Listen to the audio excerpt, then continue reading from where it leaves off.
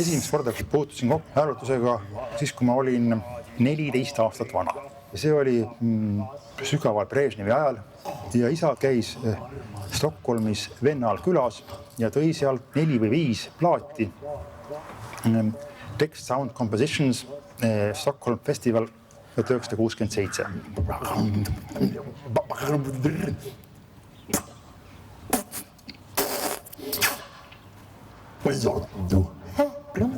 Nazovi. Eesti!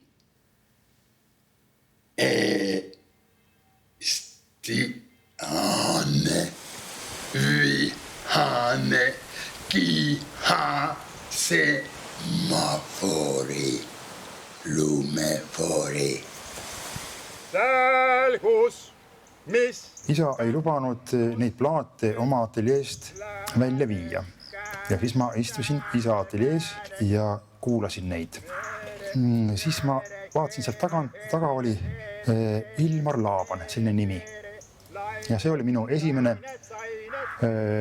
kord, kui minu teadusse jõudis see nimi. Nii et üldsegi mitte luule kaudu, vaid hääletuse kaudu. Nandu, mandu, sandu. Brado Tuldau.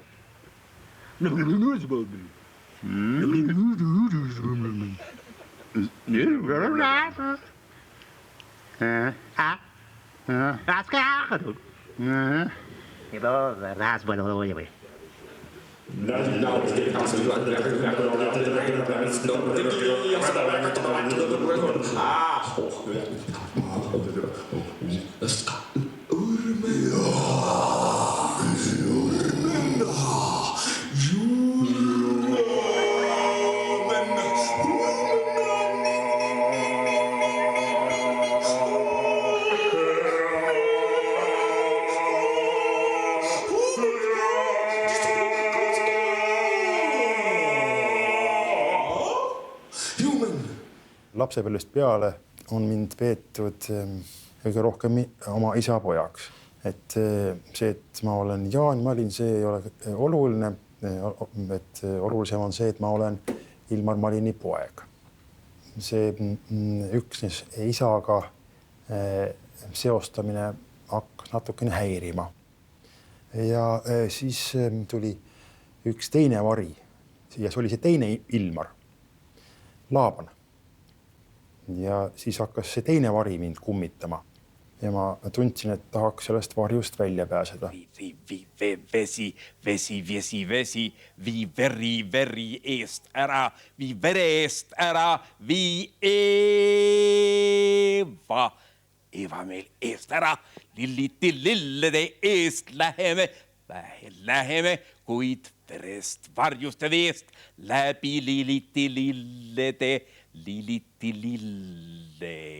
eest.